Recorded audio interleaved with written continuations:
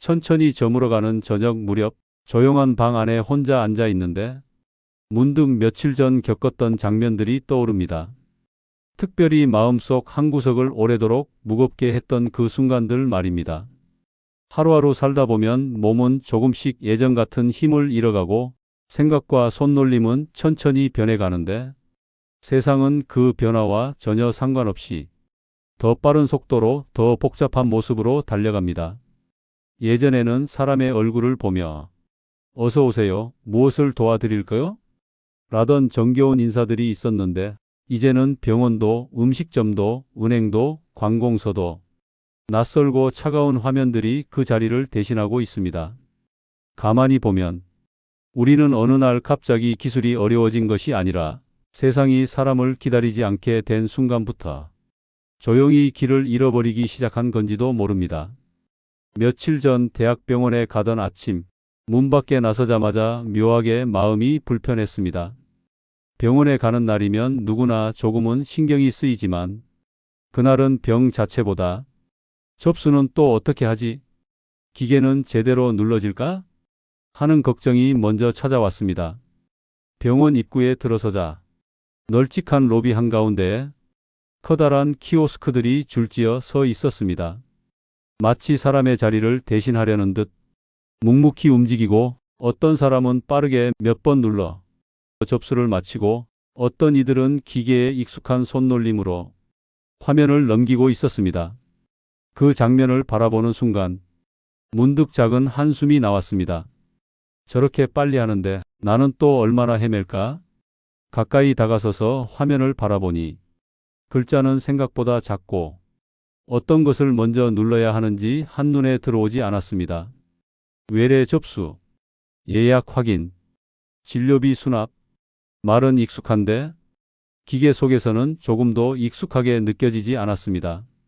조심스럽게 손가락을 대 보았지만 화면이 잘 반응하지 않아 한 번 더 눌러야 했습니다. 그러는 동안 뒤에서 누군가의 숨소리가 조용히 들렸습니다. 길지 않은 아주 작지만 확실히 들리는 숨소리였습니다. 아이고, 그 한마디가 아니었는데도 그 작은 소리가 마치 내 마음을 향한 평가처럼 느껴졌습니다. 얼굴이 순간 열이 오르고 아무 말도 하지 않았는데도 마치 잘못을 한 사람처럼 작아지고 싶은 기분이 들었습니다. 화면을 몇 번이나 잘못 눌러 다시 처음으로 돌아오자 순간 눈앞이 흐릿해지는 듯 했습니다. 내가 왜 이리도 느릴까? 내가 뭘 잘못한 걸까? 뒤돌아서고 싶은 마음이 차오르려는 바로 그때 오래전 마음에 새겼던 말씀이 희미한 등불처럼 떠올랐습니다. 두려워하지 말라 내가 너와 함께 함이라. 놀라지 말라 나는 내 하나님이 됨이라. 내가 너를 굳세게 하리라. 참으로 너를 도와주리라. 참으로 나의 의로운 오른손으로 너를 붙들리라. 이사야 41장 10절. 그 말씀을 마음속에서 천천히 되뇌니 금세 진동했던 마음이 조금씩 내려앉기 시작했습니다. 기계 앞에서 느껴지는 당황스러움이 조금씩 잦아들고 마치 하나님께서 조용히 내 어깨에 손을 올려주시는 듯한 부드러운 위로가 느껴졌습니다. 잠시 후 직원 한 분이 다가와서 부드러운 목소리로 말했습니다. 어르신, 제가 도와드릴게요. 그 따뜻한 말 한마디가 기계 화면보다 훨씬 더 사람의 온기가 무엇인지 알려주었습니다. 직원이 내 대신 화면을 눌러주는 동안 나는 마음속 깊은 곳에서 다시금 이런 확신을 느꼈습니다. 하나님은 나를 모른 척하지 않으신다. 나의 느린 손끝을 꾸짖지도 않으시고 나를 부끄러워하지도 않으신다. 병원에서의 일은 그날 하루를 조용히 흔들어 놓았지만 돌아오는 길에 들른 음식점에서도 또 하나의 작은 벽이 기다리고 있었습니다. 가게 문을 열자 환하게 웃으며 맞아주던 직원들은 보이지 않고 대신 입구에 우뚝 선 키오스크가 주문은 여기서 해주세요 라는 안내 문구와 함께 나를 맞이했습니다. 화면 속 메뉴들은 사진이 너무 작고 글자도 빽빽했습니다. 원하는 메뉴를 찾기도 어려웠고 한참을 눌러 고른 메뉴가 그 다음 단계에서 옵션을 선택하라는 창이 뜨자 머리가 또다시 복잡해졌습니다. 그 순간 뒤에서 들려오는 말들이 또다시 마음을 흔들었습니다. 빨리 하셔야 해요. 줄 서요. 순간 손끝이 떨렸고 차라리 그냥 나가고 싶다는 생각까지 들었습니다. 사람의 손길이 사라졌다는 것이 이토록 외로운 일인지 그제서야 제대로 느껴졌습니다. 가게 밖으로 나와 길가에 잠시 서 있었을 때 갑자기 마음속 깊은 곳에서 말씀 하나가 조용히 떠올랐습니다.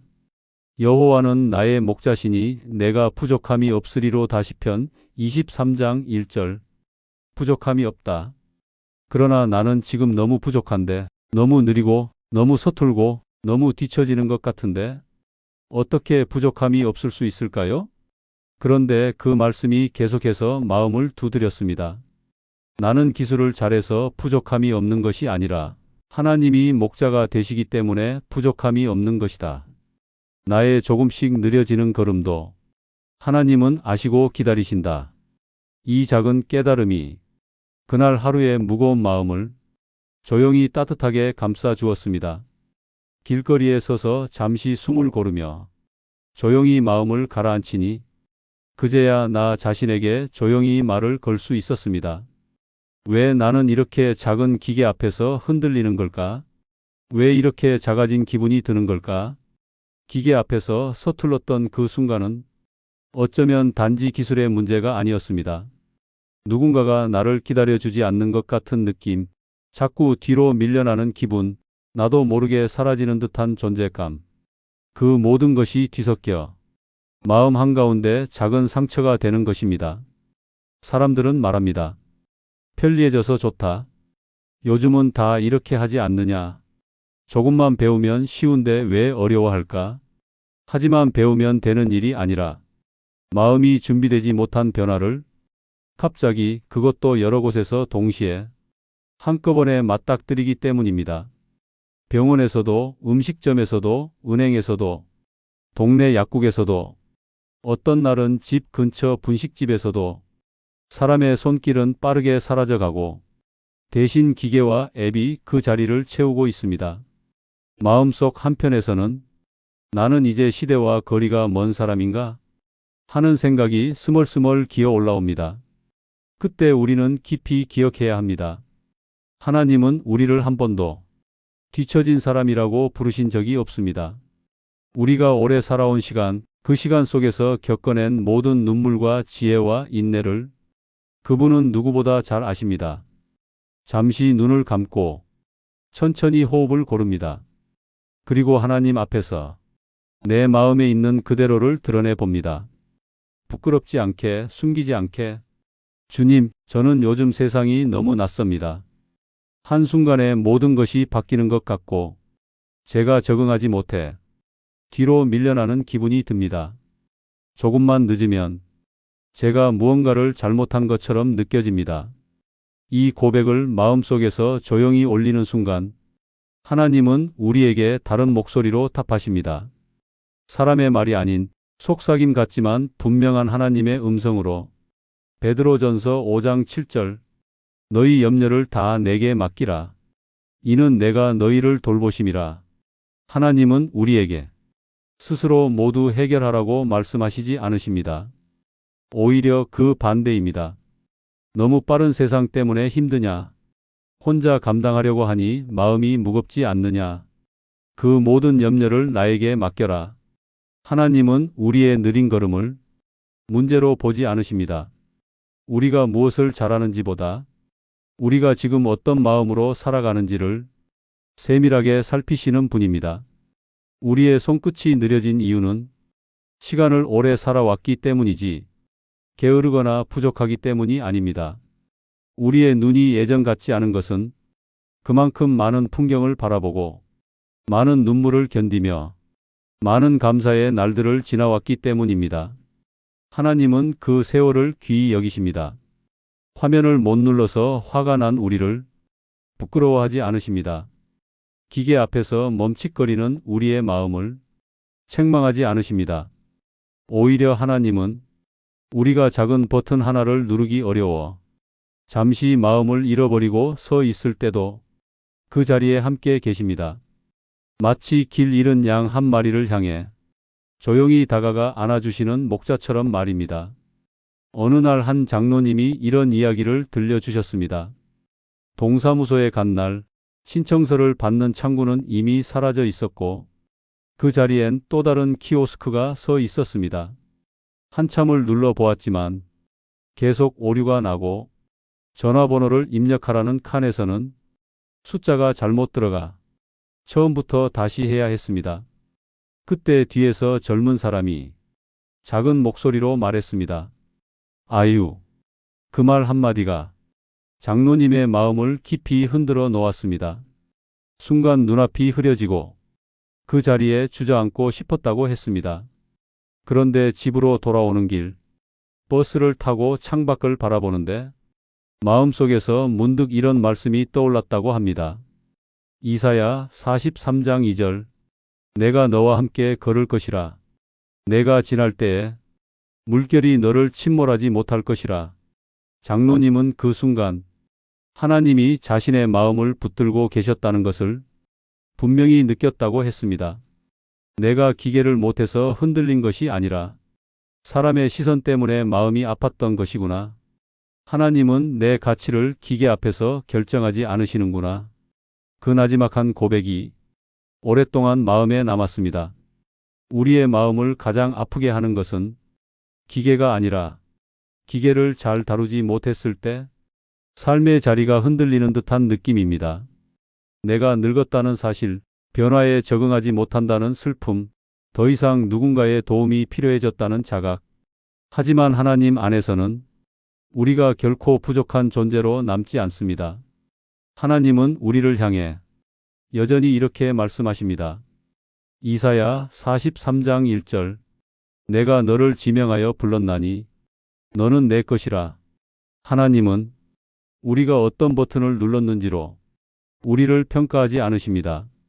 우리가 어떤 사람의 시선을 받았는지로 우리의 가치를 결정하지 않으십니다. 우리가 세상 앞에서 느린 존재처럼 보일지라도 하나님 앞에서는 여전히 하나뿐인 소중한 자녀입니다. 지금 이 순간 심호흡을 한번 크게 해봅니다.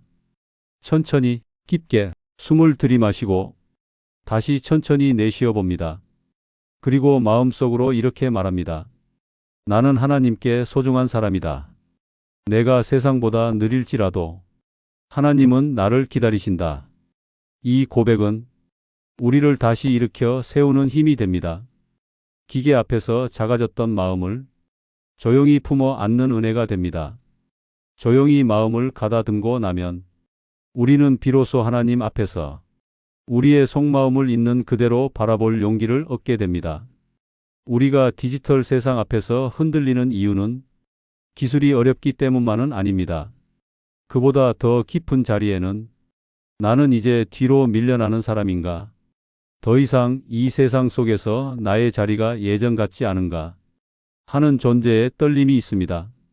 그러나 하나님은 언제나 그 떨림의 자리로 먼저 찾아오시는 분입니다. 하나님은 우리가 기계 앞에서 머뭇거릴 때도, 도움을 요청해야 할 때도, 눈치를 보며 작아질 때도 한 번도 우리를 낮은 시선으로 바라보지 않으십니다. 하나님은 세상의 기준이 아닌 자신의 사랑의 기준으로 우리를 바라보십니다. 어느 날 한 권사님이 이렇게 고백하신 적이 있습니다. 아파트 무인택 배함에 물건을 찾으러 갔다가 화면이 너무 복잡해 결국 포기하고 집으로 돌아왔다고 합니다.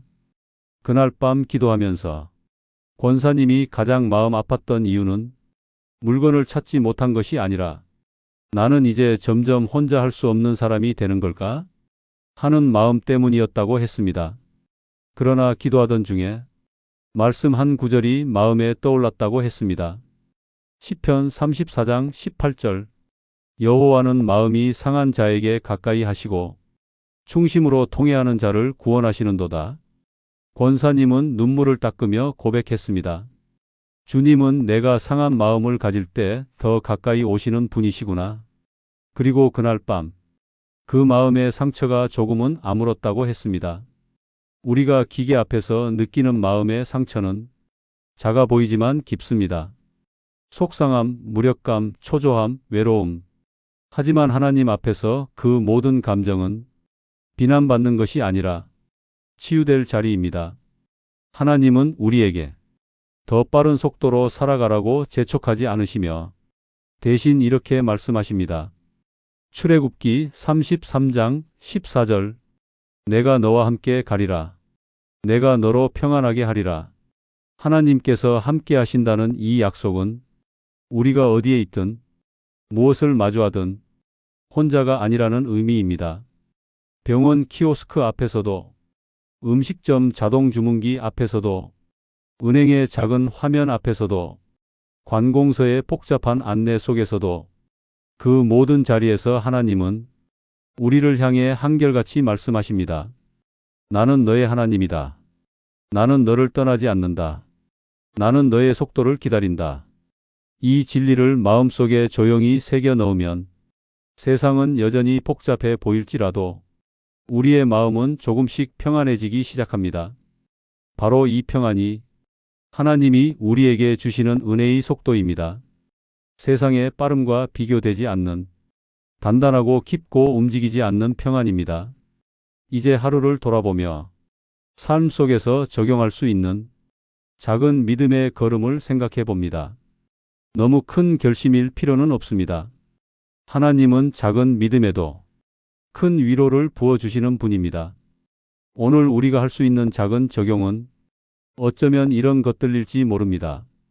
낯선 화면 앞에서 잠시 멈추어도 자책하지 않는 것, 뒤에서 들려오는 누군가의 숨소리에 나의 가치를 흔들어 놓지 않는 것, 도움이 필요하면 작게라도 도와주세요 라고 말할 용기를 내는 것, 모르는 기능이 나타날 때 작은 한마디 기도를 속으로 올리는 것, 주님 함께 하소서.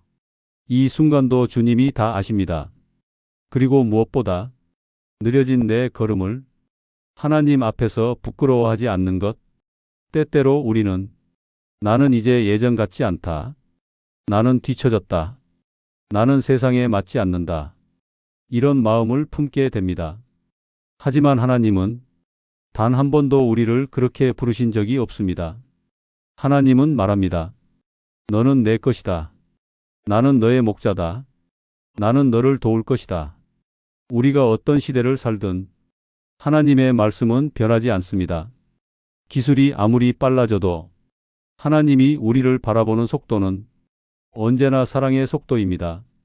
이제 이 깊고 넓은 위로를 기도로 하나님께 올려드립니다. 조용히 눈을 감고 천천히 숨을 들이쉬고 내쉬며 마음을 하나님께 드리는 시간입니다. 자, 이제 마무리 기도를 시작하겠습니다. 사랑의 하나님, 오늘도 복잡하고 빠른 세상 속에서 우리가 길을 잃은 듯한 순간들을 지나왔습니다. 병원의 낯선 기계 앞에서, 음식점의 차가운 화면 앞에서, 은행과 관공서의 끝없는 절차 속에서 우리의 마음은 종종 흔들렸습니다. 주님, 우리가 느린 것이 죄가 아니고 우리가 서툰 것이 잘못이 아님을 우리의 마음 깊은 곳까지 알려주소서.